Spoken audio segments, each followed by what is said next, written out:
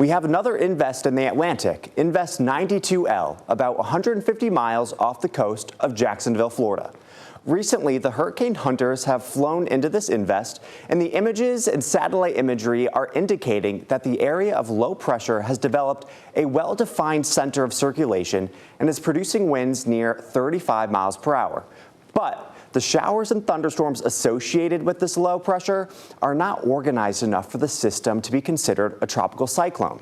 Invest 92L is currently over the Gulf Stream, which brings up warm waters from the Gulf of Mexico and the Caribbean. Currently, water temperatures are sitting in the low to mid 80s, which is plenty warm enough to give this the extra boost the system needs to develop into a depression. Only a small increase in the organization of the showers and thunderstorms could result in the formation of a short-lived tropical depression before it reaches the coast of northeastern Florida or Georgia, which is tonight. Fortunately, whether this develops into a depression or not, the main threat will be periods of heavy rain in North Florida and Georgia, with no impacts here in Hampton Roads. For 13 News Now, I'm meteorologist Hunter Forrest.